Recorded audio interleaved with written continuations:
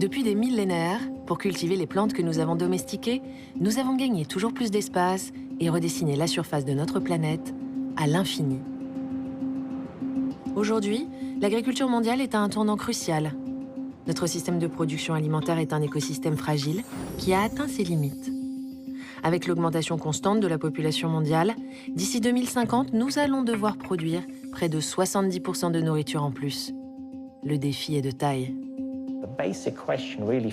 La seule question que nous devons considérer, c'est comment réussir à nourrir une population mondiale croissante en utilisant moins de pesticides sur la même surface de terre cultivée, et le tout à l'aune du changement climatique.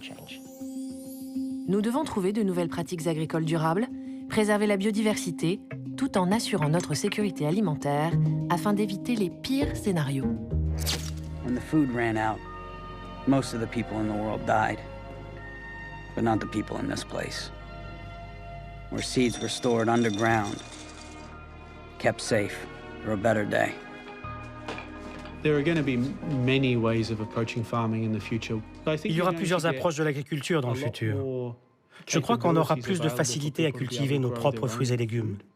Et cela deviendra très important, surtout dans les pays en développement. En parallèle, il y aura de plus en plus de très grandes exploitations automatisées, où on ne croisera probablement plus personne dans les champs.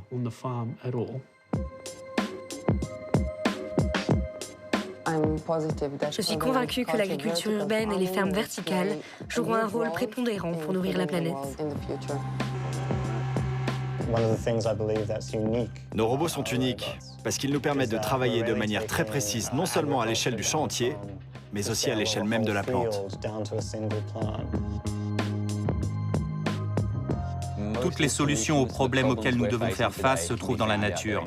Il suffit juste de trouver un moyen de transformer ça en réalité commerciale. Laisser les graines dans leur environnement naturel ne suffit plus. Trop de menaces planent sur elles. Réinventer les traditions, trouver de nouvelles façons de cultiver pour mieux produire. Aujourd'hui, demain, comme hier, c'est toute l'histoire de l'agriculture. 10 000 ans avant Jésus-Christ environ, nos lointains ancêtres se mettent à cultiver des plantes et à élever des animaux. Au Moyen-Orient d'abord, où au 4e millénaire avant Jésus-Christ, apparaît l'arère, avant-goût de la charrue et invention géniale qui change la vie des premiers agriculteurs. Mais aussi en Chine du Nord, en Papouasie, au Pérou ou encore au Mexique.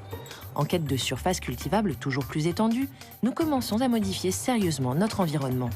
On irrigue, on colonise de nouveaux espaces. Nous améliorons sans cesse nos techniques. Et en la matière, les Gaulois sont précurseurs avec leurs charrues à soc de fer et leurs moissonneuses. Au Moyen-Âge, c'est tout un ensemble d'innovations. Faux, charrettes, herses et rouleaux, mais aussi les abris pour le bétail et l'utilisation de l'engrais naturel qu'il fournit, qui révolutionne la production agricole en Europe. Les besoins de la population mondiale croissante ne cessent d'augmenter. Du XVIe siècle au XIXe siècle, on optimise les pratiques. On alterne les cultures, accélérant le rythme des récoltes.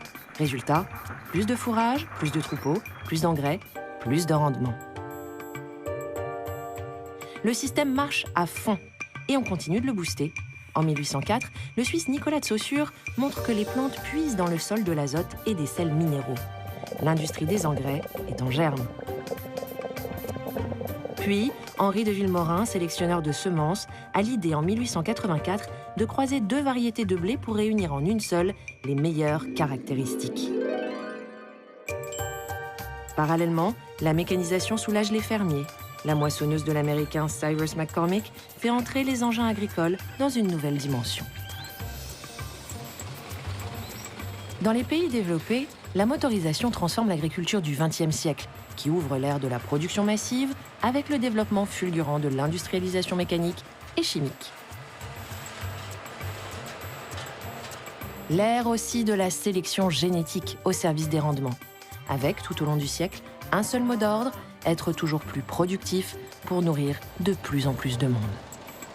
L'économie et l'écologie tirent leur origine du même mot, oikos, qui signifie maison en grec ancien. Comprendre la Terre et notre relation à la Terre, ça, c'est la science de l'écologie.